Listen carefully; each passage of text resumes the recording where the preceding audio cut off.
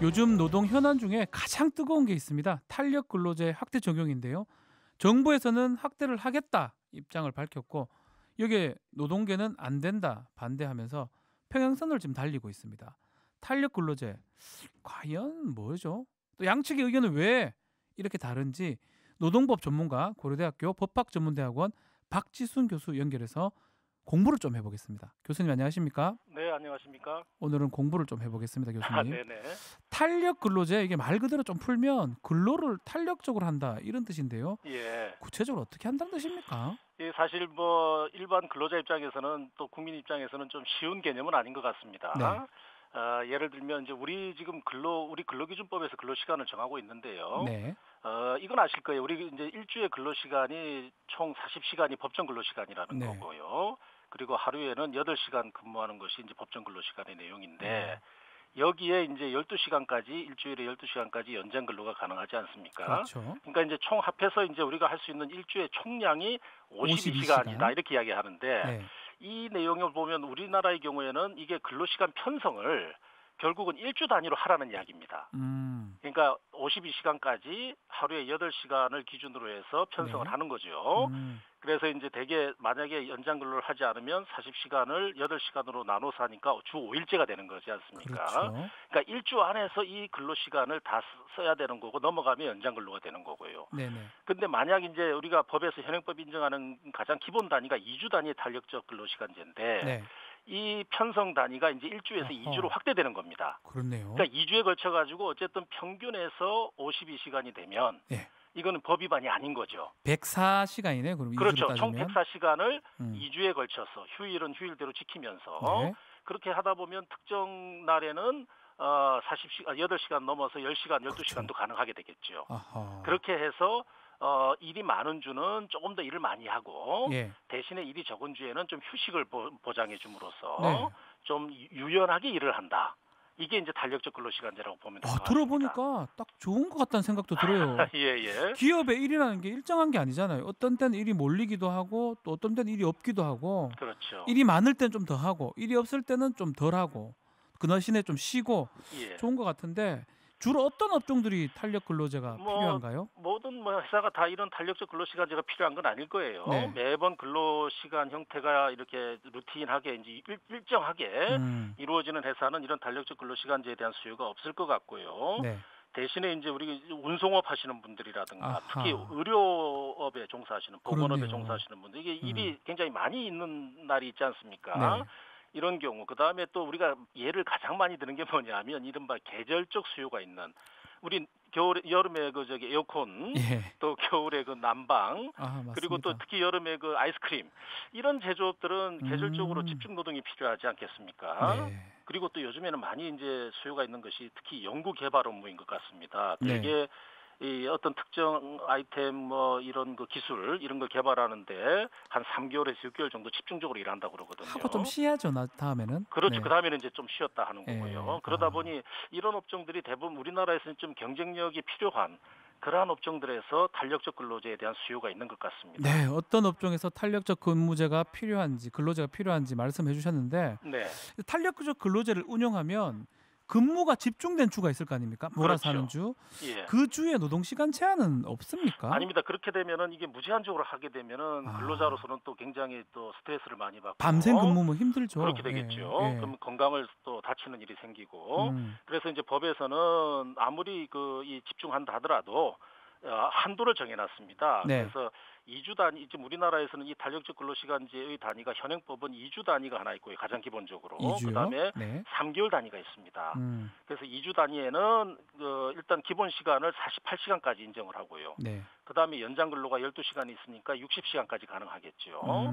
그다음에 3개월 단위는 기준 근로 시간을 52시간 일주에 52시간까지 이제 인정을 하고요. 네. 여기에 이제 12시간이 이제 연장 근로로 인정이 되니까 맥시멈이 이제 최대가 64시간까지 가능하게 되는 것이죠. 64시간까지 가능하다. 그렇죠. 그 이상을 하게 되면 그거는 법 위반이 되는 겁니다. 근로기준법이라든지 법 위반이 된다는 거네요. 예, 그렇게 되는 겁니다. 지금 말씀하신 것처럼 취업 규칙으로 정할 수 있는 2주 아니면 노사가 서면 합의로 필요한 게 3개월인데 이제 이거를 6개월로 늘리라는 게 정부 입장이고 그렇죠. 경영계 쪽은 1년으로 더 늘려달라는 것 같은데요. 네네네. 저 궁금한 게 3개월, 6개월, 1년 이거에 따라서 영향이 많이 달라집니까? 이제 우리 기업 현실에서는 아까 제가 그 사례 중에 네. 특히 이제 예를 들어보는 게 이제 연구 개발 업무를 한번 예를 들어보죠. 근데 이제 만약에 3개월 단위를 하게 되면은 네. 이거 평균을 어쨌든 법정 근로 시간을 맞춰야 되지 않습니까? 그렇죠. 그렇게 되면 좀 거칠게 예를 들면은 최대한 좀 더 일을 많이 한다 하더라도 한 달에서 한 달 반 정도 지나면 그 다음부터는 일을 적게 해야 되는 겁니다. 나머지 기간에 대해서는. 어쩔 수 없이. 그렇죠. 그러면 예. 집중해서 할 수 있는 기간이 한 달에서 최대 많이 해봐야 이게 2달 이상을 넘지 않는. 그러니까 이 3달이라고 하지만 실제로 집중되는 기간은 한 달 남짓밖에 되지 않는 것이죠. 그렇네요. 네. 그런데 연구 개발 업무의 주 분야가 예를 들어서 3개월의 그런 어떤 연구 개발 기간이 필요하다. 그렇다면은 3개월을 쓰려면은 적어도 6개월 정도의 이 탄력적 정상 기간이 만들어져야 이 집중 기간을 3개월로 활용할 수가 있는 것이죠.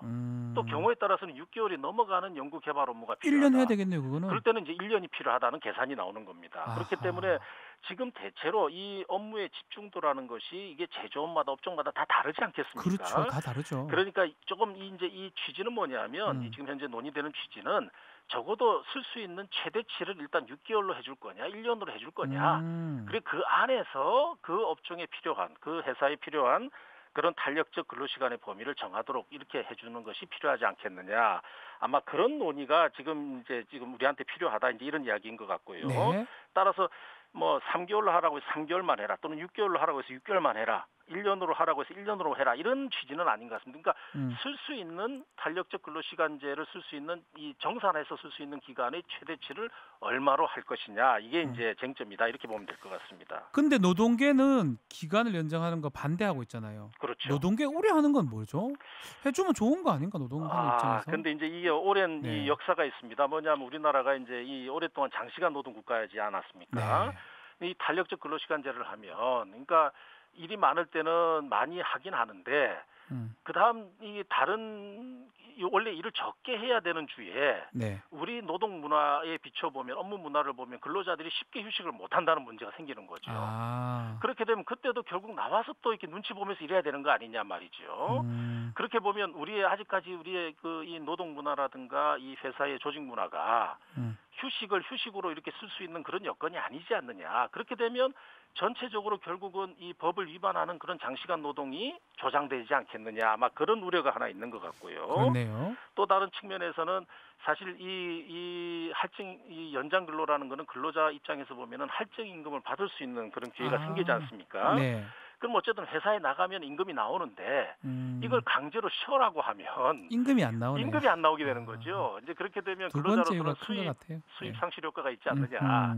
그래서 아마 이제 명분은 장시간 노동 조장이 있는 것 같고 실제적인 어떤 문제 제기는 결국은 임금 상실이라는 임금 감소라는 그 문제에 좀 많이 고민을 하는 것 같습니다. 노동계의 우려도 지금 봤는데요. 결국 정부가 탄력 근로제 기간을 6개월로 연장을 한다면 법을 통과해야 되는 거 아닙니까? 법을 통과해야 됩니다. 우리 이게 근로기준법에서 그 단위 기간을 명시하고 있기 때문에 그 법을 변경해야 되는 그런 절차가 필요한 것이죠. 개정 절차가. 그렇기 때문에 이게 이제 이 국회에서 논의가 원활하게 이루어져서 입법이 이루어져야 이게 시행이 될 수 있는 것입니다. 근데 지금 정의당도 반대를 하고 양대 노총도 반대를 하니까 법안 통과가 될까요? 매번 우리 노동입법이라는 게 항상 그런 절차를 거쳤는데요. 거의 비슷하죠. 항상 노총은 이제 이 노동 규제를 완화하는 데 반대하고 또 기업은 또 노동 규제를 적극적으로 주장하고 있고 정당 내에서도 또 이제 이해관계에 따라서 또는 성향에 따라서 이제 입장이 반대되는데 결국 우리 산업계나 우리 지금 노동시장의 여러 가지 이제 좀 제기되는 문제들, 우리 기업의 이제 경쟁력, 동시에 또 어떤 일자리의 양질화, 양질의 일자리 보장, 또 일과 가정의 조화, 뭐 이런 우리가 지금 추구하는 어떤 노동시장의 가치가 있지 않습니까? 그런 부분에 대해서 좀 더 전향적이고 그리고 좀 더 우리가 이제 미래지향적으로 한번 고민해 봐야 되지 않겠는가라는 생각은 듭니다. 지금 얘기를 들어보니까 탄력 근로제에 대해서 많이 좀 알게 되는데요. 결국 지금 이 문제점에서 해외 사례는 어떤 걸 참고하면 좋을까요? 지금 뭐 거의 유럽이라든가 가까운 예. 일본을 보시더라도 가까운 일본도 우리가 2주 3개월이지 않습니까? 네. 근데 일본은 1개월 1년입니다, 이미. 오. 그리고 유럽연합의 가장 기본적인 그 단위도 4개월이 원칙이지만은 노사가 합의하면 1년까지 다 가능하다. 확대가 되어 있고요. 그래서 예. 지금 대부분의 나라는 사실 1년이 가장 많은 것 같고요.